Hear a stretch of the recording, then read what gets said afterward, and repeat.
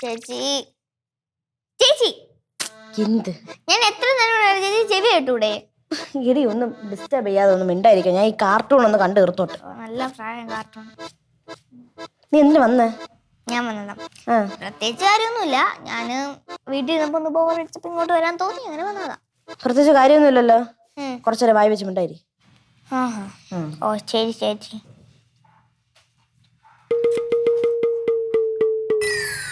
ചേച്ചി ചേച്ചിയുടെ അടുത്തൊരു കാര്യം പറയാതിരിക്കാൻ എനിക്ക് പറ്റുന്നില്ല. പറയണ്ട ചേച്ചി. ചേച്ചിയുടെ ലൈഫ് കാണുമ്പോ എനിക്ക് അസൂയാണ് വരുന്നത്. അസൂയ. അസൂയ?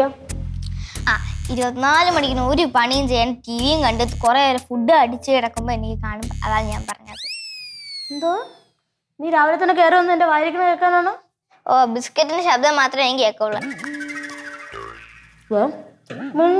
ഇരുന്നില്ലെങ്കിൽ ആന പനം പട്ട് എടുത്ത് തൂക്കി എറിയണൊക്കെ ഞാൻ എടുത്ത് എറിഞ്ഞോളൂ കടല. എനിക്ക് സമാധാനം. ഇപ്പോഴെങ്കിലും ചേച്ചി ആനയാണെന്ന് തെളിയിച്ചെന്നല്ലോ, അത് മതി എനിക്ക്. എന്നടി ഞാൻ ആന തന്നെ. ആനയ്ക്ക് വയലന്റ് ആയി കഴിഞ്ഞാൽ എന്തൊക്കെ ചെയ്യുന്ന അറിയോടി?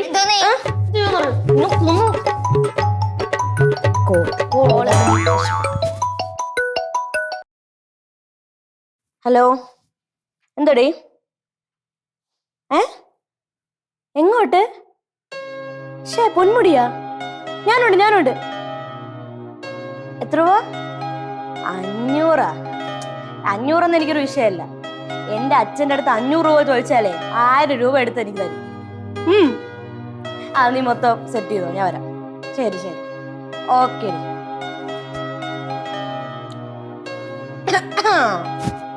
കറുത്തു, നീ വല്ലതും കേട്ടോ? കേൾക്കാതിരിക്കാൻ എന്റെ ചെവിക്ക് കുഴപ്പമൊന്നുമില്ല. അതല്ല, ഞാനും എന്റെ ഫ്രണ്ട്സും കൂടെ ഒരു സ്ഥലത്ത് പോവാ. എങ്ങോട്ടാന്ന് ചോദ്യം. എങ്ങോട്ട്? പൊന്മുടി. എങ്ങോട്ട്? പൊന്മുടി, കേട്ടാ? ഓക്കെ, ട്രിപ്പിന് പോന്നു. പക്ഷേ ചേച്ചി ഫ്രണ്ട്സ് പോകും, ചേച്ചി പോകൂല. അത് ഞാൻ പോവാത്ത.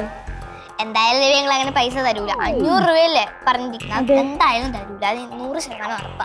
ആര് പറഞ്ഞു എന്റെ അച്ഛൻ എനിക്ക് പൈസ തരൂലെന്ന്? നിനക്ക് കാണണോ? നീ എന്റെ കൂടെ വാ, ഞാൻ കാണിച്ചു തരാം. എന്റെ അച്ഛൻ എനിക്ക് പുഷ്പം പോലെ 500 രൂപ എടുത്തരും.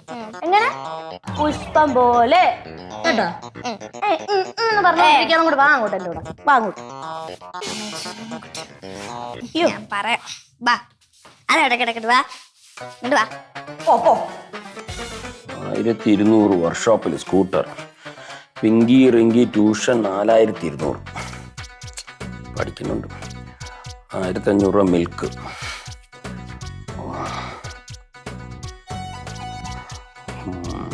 മണിക്കെന്തോ സ്റ്റിച്ച് ചെയ്യാൻ കൊടുക്കണം എന്ന് പറഞ്ഞു, 500 രൂപ.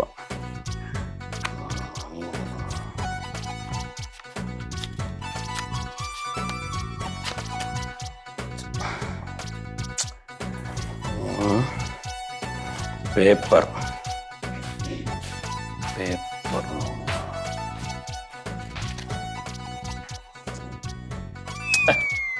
മാറിയിരിക്കും മൊച്ചേ.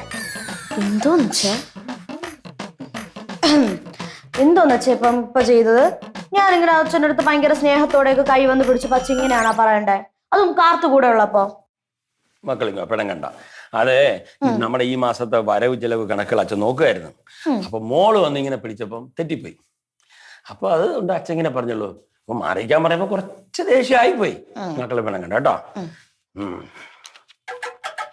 അച്ഛാ, അച്ഛൻ്റെ ഒരുപാട് 500 രൂപ നോട്ടൊക്കെ ഉണ്ടല്ലേ? ഇതൊക്കെ മിച്ചം വന്ന കാശാണോ? ഇത് മിച്ചം വന്നെന്ന് പറയാൻ പറ്റൂല.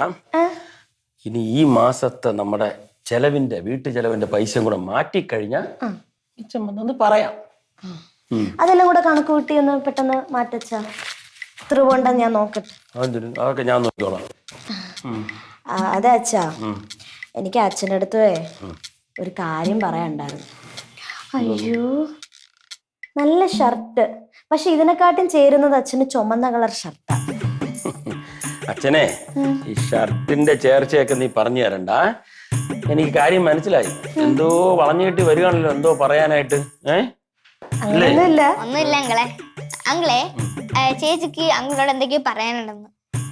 എന്ത് മോളെ, എന്ത് പറയാനുണ്ട്? അതച്ഛാ, എന്റെ കൂട്ടുകാരി രമ്യല്ലേ, രമ്യ കുറച്ച് മുമ്പ് എന്നെ വിളിച്ചായിരുന്നു. അവരെല്ലാരും കൂടെ ടൂറ് പോവാ. അപ്പൊ എന്റെ അടുത്തും കൂടെ വരാൻ പറഞ്ഞു. കാരണം ഞാനില്ലാതെ അവരെ ഒന്നും വീട്ടിൽ നിന്ന് വിടത്തില്ല. ഞാനാണല്ലോ അവരുടെ ലീഡർ. അപ്പം അതുകൊണ്ട് ഞാൻ ടൂറ് പോവാണ്. അപ്പൊ അച്ഛൻ എനിക്കൊരു 500 രൂപ തരണം. മോളെ, നിനക്ക് ടൂർ പോവാൻ 500 എന്നല്ല 5ന്റെ പൈസ ഞാൻ തരൂല കേട്ടോ. അച്ഛാ, ഒരു 500 രൂപ തരാൻ എന്തോ അച്ഛാ പാടാ. അച്ഛൻ്റെ കുറെ 500 രൂപ ഉണ്ടല്ലോ. അതിനകത്തുനിന്ന് ഒരു 500 രൂപയുടെ അടുത്ത് 500 നോട്ടെടുത്ത് എനിക്ക് തന്നാ പോരെ. 500 രൂപ എടുത്ത അല്ലല്ല, നീ എവിടെ പോണു ടൂറിന്? പൊന്മുടിയിലാ? പിങ്കി, കഴിഞ്ഞ ആഴ്ചയല്ലേ നമ്മളെല്ലാരും കൂടെ പൊന്മുടി പോയത്? ഫാമിലി ആയിട്ട് പോയത് ഓർമ്മയില്ലേ? അതെ അച്ഛാ, നമ്മള് ഫാമിലി ആയിട്ടല്ലേ പോയത്. ഫാമിലി ആയിട്ട് പോകുമ്പോ എനിക്ക് അങ്ങനെ എൻജോയ് ചെയ്യാനൊന്നും പറ്റിയില്ല. അതുപോലെയല്ലല്ലോ നമ്മൾ ഫ്രണ്ട്സുമായിട്ട് പോണേ. ഫ്രണ്ട്സുമായിട്ട് പോകുമ്പോ അടിച്ച് പൊളിച്ച് കുറച്ചും കൂടെ എൻജോയ് ചെയ്ത് ഫ്രീ ആയിട്ട് പോകാം. അല്ലേ കാർത്തു? എന്നല്ല, എനിക്ക് ഫാമിലിയോടെ പോവാനാണ് ഇഷ്ടം. എന്നാൽ അവരുടെ അച്ഛനമ്മേരെയും കൂടെ സുരക്ഷിതമായിട്ട് നമുക്ക് പോവാം. നമ്മൾ ഈ ഫ്രണ്ട്സിനൂടെ പോകുമ്പോഴാണ് നമ്മള് കുറെ എൻജോയ് ചെയ്യുമ്പോൾ നമുക്ക് കുറെ അപകടങ്ങളൊക്കെ ഉണ്ടാവുന്നത്. അങ്ങനെ പറഞ്ഞു കൊടുക്കുമോളെ. കണ്ടാ ആ കൊച്ചു പറഞ്ഞത്? അതിന്റെ ബുദ്ധി പോലും നിനക്കില്ലല്ല. പോത്ത് പോലെ വളർന്ന് പോ. അതച്ചാ, ഞാൻ 500 രൂപ എങ്ങനെയെങ്കിലും ഒപ്പിച്ച് ടൂറിന് പോയിരിക്കും. അതിപ്പോ അച്ഛന്റെ കീശയെന്ന് എടുത്തിട്ടായാലും ഞാൻ പോവും. കേട്ടല്ല? പിന്നെ രവീന്ദ്രനാഥിന്റെ 2ാമത്തെ മോളായി പറയുന്നത്. എന്നാ കേട്ടോ, ആ മോളുടെ അച്ഛൻ രവീന്ദ്രനാഥാ പറയണ നീ എന്റെ പൈസ വാങ്ങിച്ചു പോവൂല. പോയിരിക്കും. കാണാം. വാർത്തു കുട്ടീസ്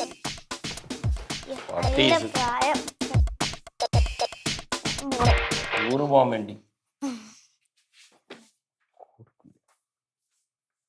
ഇവിടെ ഞാൻ കിടന്ന് വിടുന്ന പാടെ എനിക്കറിയാം. ഓരോ മാസവും ചെലവ് കൂടി വരിക. അവളെ വിശ്വസിക്കാൻ പറ്റൂല. അവള് പറഞ്ഞ ചെയ്യും. ഇവിടെ വെച്ചാ ശരിയാവൂല.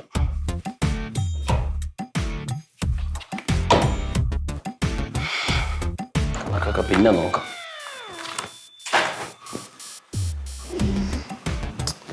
ഇങ്ങനെ അടിച്ച് മാറ്റി വെച്ചാൽ ചുവന്ന കൊളുസൊട്ടുണ്ട്. കൊല്ലത്തേക്കും കാശ്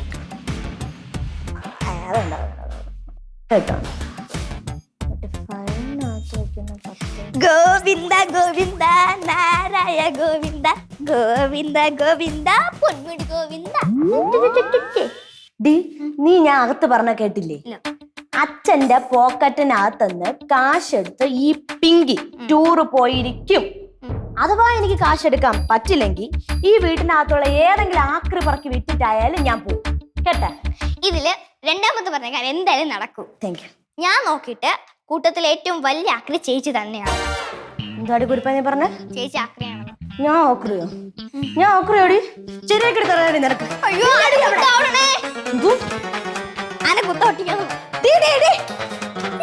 ചിരിയും മൊഴിയും ചേരും തട്ടുപൊളിപ്പൻ കൂടാണേ. എന്നിഷ്ടം നിന്നിഷ്ടം ഒത്താലോ തന്നിഷ്ടം പിടിപലി കളി ചിരിപൂരം മുരളയ്ക്കു പേര്.